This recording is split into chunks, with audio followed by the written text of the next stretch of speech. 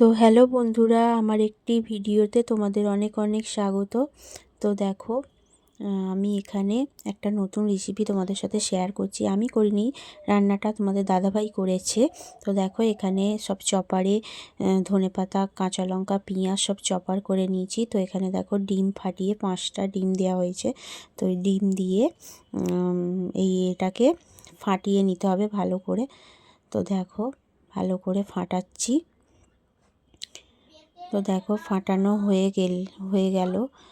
গেলে দেখো, ভালো করে ফাটাতে হবে। তো এবার দেখো, এখানে ময়দা মেখে নিয়েছি। তো এখানে হবে ডিম পরোটা। তো দেখো, এইভাবে লেচিগুলো কেটে বেলে নেবে।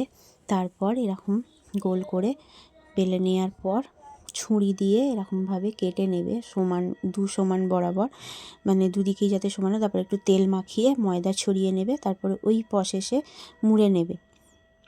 মোড়া হয়ে গেলে দেখো কীরমভাবে মুড়ছি। তারপরে ওটাকে আবার তেল দিয়ে চৌকো করে বেলতে হবে। তো দেখো, একদম বড় করে চৌকো করে বেলার পর দেখো, এবার এই ডিমের মধ্যে, তোমার দাদাভাই এটা করছে, আমি ওটা বেলেছিলাম, দেখিয়ে দিয়েছিল। তো দেখো, এইভাবে ডিমের মধ্যে এগুলোকে দিয়ে আবার কড়াইয়ে দিয়ে এরকম ওপরে এগুলো একটু ছড়িয়ে দিতে হবে।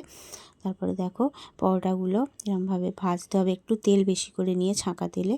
তো ভাজার পর দেখো, পরোটাগুলো এরকমভাবে তেল উঠিয়ে পরোটার মধ্যে, তো দেখো কীরকম ফুলবে, দেখবে পরোটাগুলো খুব সুন্দর। ওই যে ভাঁজগুলোর জন্য পরোটাগুলো দারুণ, মানে লুচির মতো ফুলে উঠবে।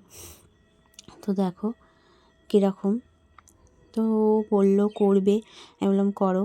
তো ওর সাথে সহযোগিতায় আমি আছি। তো দেখো পরোটাগুলো কীরকম ফুলেছে। ভিডিওটা ভালো লাগলে লাইক, কমেন্ট, শেয়ার করে দিও। টাটা।